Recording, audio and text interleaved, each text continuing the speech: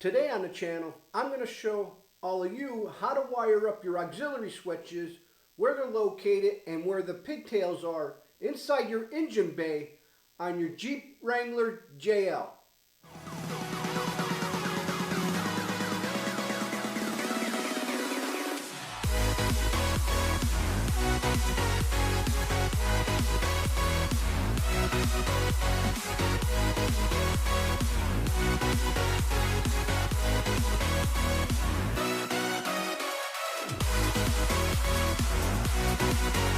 Welcome to the channel, everybody. Today we are going to show you guys how to hook up your auxiliary switches on your Jeep Wrangler JL, and the auxiliary switches are already ran from the factory to the engine compartment right here.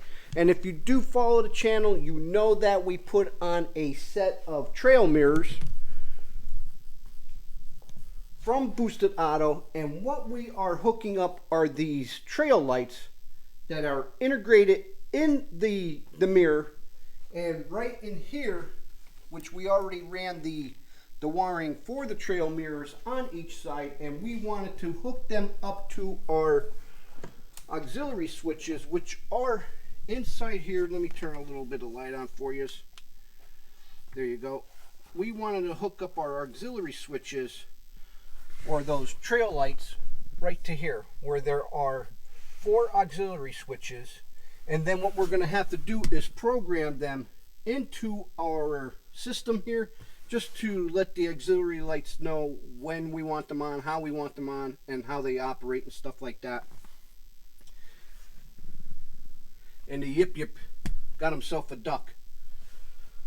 So before we'll go in the cab of the Jeep, but this is where they are located, right over in here, and I am going to show you guys where to get the wiring from for those switches, and it's all underneath here. So I'm going to get you guys set up on the tripod, and I'm going to come back and we are going to get these wired up. So here are the wires that we will be splicing into. Like I said, these wires are for our auxiliary lighting, for our trail mirrors, and I'm just going to cut them loose. And if you guys did, like I said, did see the previous video, however, I did run these, so this way I would set this up. In that video I said I would show you guys how to tap into this in a little while wire later. But here is where your auxiliary wires are, and there is one wire in here that has a group of wires taped right here. And that is what you need to access, and there is a piece of tape down here. You could either cut it or pull it off, and what we're going to try and do is just pull it off here so we don't have to go ahead and cut it. And it's just taped around here, because I don't want to be putting a knife in there and pulling them out or trying to cut into something I don't want to. But since I found the tape, it's just as easy to pull the piece of electrical tape off. And that's all it is. And once you remove that, then you can access this wire, which are for your switches. And then now here is where the wires for your auxiliary switches are. And you just want to peel this back or cut it. So I'm just going to peel it back since the tape's like right here. And this is put on, I believe, with this tape runs all the way down around here. So we just might reuse this piece of tape here to go back up, or we're just going to use the regular electrical tape that we have. This is definitely the factory tape. So what I'm going to do now is just cut this, and then I'll just may save this or hold this off to the side. Haven't decided what I'm going to do there. And then what I'm going to do is tap this wire from our auxiliary lights into these wires. You have a beige here, a pink one, an orange one, and you have a dark blue one. A dark blue one is for a 15 amp The orange one is for the 15 amp. And then these other two, which is the green and the beige, which has your pink chasers through it. So here's the green. Your green and your beige are for switches 1 and 2. And these two, the 15 amps, are for switch 3 and 4 inside the side. So I did a little research and found that. So if you just want to put a light test on here while you turn it on to see which switch goes to what, you can do that. But we are going to plug these lights into our trail lights on the mirrors into one of the smaller amps because they're not going to take much amperage. So we are probably going to plug these into trail switch number 4, which is your dark blue one right here. So then what we're just going to do is that we're just going to cut the end off here.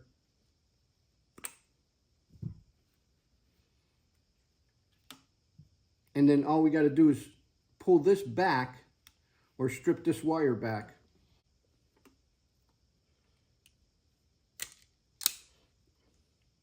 Like so. And we're just going to twist this end because what I'm going to do is put those soldering ends on here.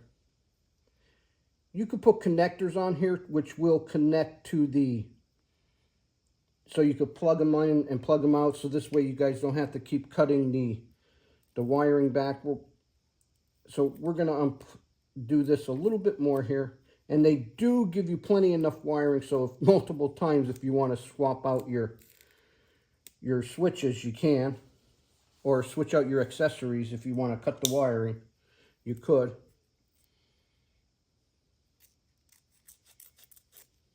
Let's cut off a little bit more tape so we can get this peeled back a little bit more. Like so. So now I'm going to tap into this wiring. And then now I'm going to trim back some of this wiring. So with this wiring, or with this accessory, it's already been grounded inside the passenger compartment of the vehicle. So this way, when I was installing the lights, if you've seen that video, if not, go back and check that video out, and I will share it at the end of this one. So in case you guys are interested in these trail lights, you could get yourself a pair or see the review I did on those trail lights. And then now all I'm going to do is strip this wiring back.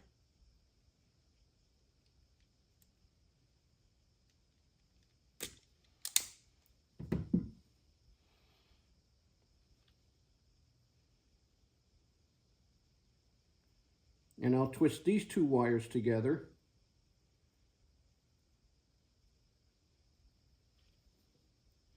Okay, now that I got my connector, which is this is a solder one, and then I have some shrink wrap here. And like I said, you could always use connectors in here, and this way you could just unplug it and then put your shrink wrap over the top of it, your shrink tube.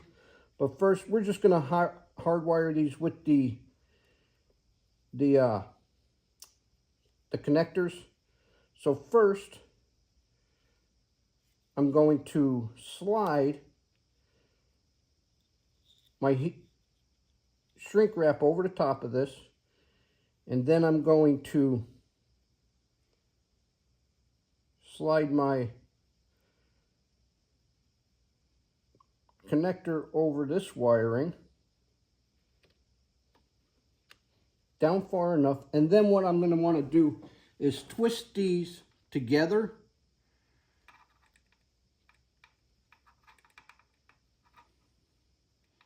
Because what I want to do is get a nice solder connection in there. And then I'm going to slide my connector over this right to where the solder is going to connect it to. So that would be in there. And one good thing about this is this tubing, or these connectors, are that not only does it solder the wires together, but this also acts as a shrink tube in here. And I picked these up, I believe, off of Amazon. You could check that out. I don't have a link for that, but just Google search or Amazon search that. And then I'm just going to get my heat gun. And I'm just going to melt this.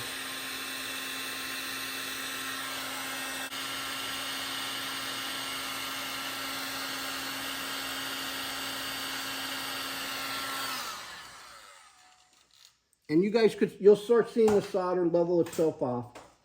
So then we're just going to let this cool a little bit, and you can see how this red inside these connectors seal it. So we'll just let this cool off a little bit. Then I'm going to give a little test and see if we got some good connection here. Now that has cooled off. Now we're just going to take our little shrink wrap, which I did do a test on these, and they do work. So before I button this up and show you guys, I just want to finish up this part of it.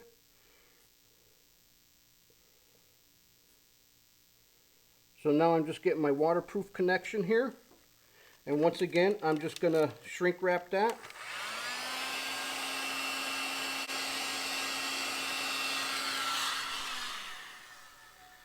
This way we know we are completely sealed from any of the elements. And we are finished with that.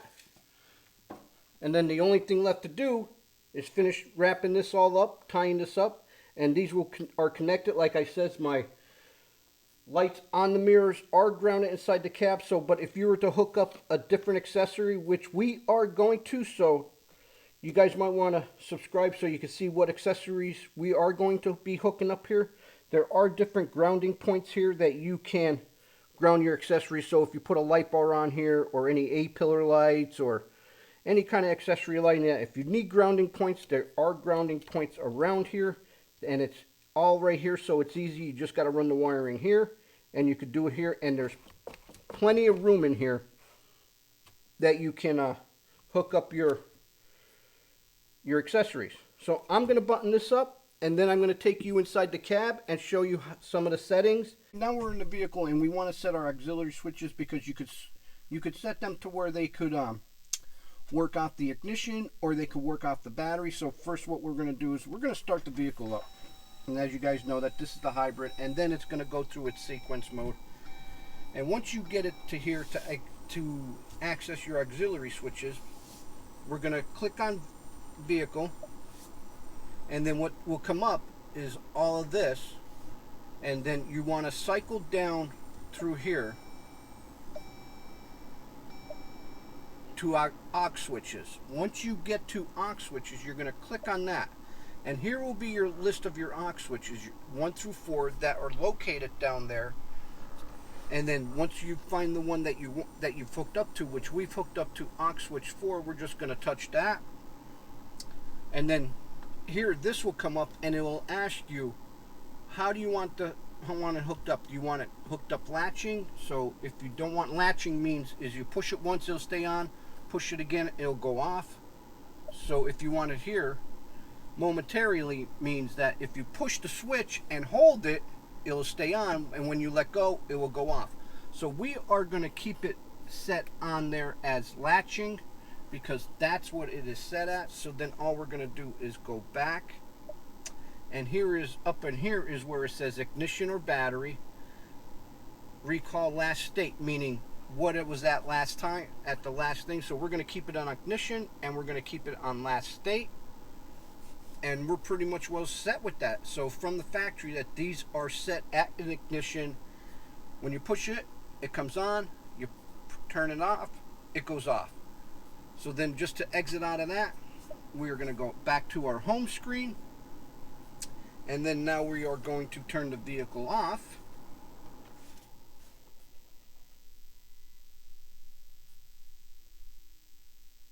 And that's pretty much all it. Well, that's how you wire up your auxiliary switches and your programming inside your vehicle. It's not hard. Like I said, there is grounding points next to the battery, so that makes it very easy and convenient. I love it when these manufacturers put different grounding points along the vehicle, so whenever you guys are running into any accessories, it really helps you guys, helps us out when we do stuff like this. So if you want to see how these lights work, I will tag the video at the end of this one, which might be coming up now, I'm not too sure. But check them out. These mirrors are by Boosted Auto, and I will put their link in the description below where you could find these mirrors at, but they are pretty cool. But check out that video, because that video does a test of what these mirrors look like, and it'll show you what the lights on these trail mirrors will look like. Well, I hope that helps you out on accessing your auxiliary switch lights wiring underneath the hood and how to program it. Well, till next time, I'm Joe. Driving trucks, Jeeps, and hunting bucks is how I roll with Wicked Fabz.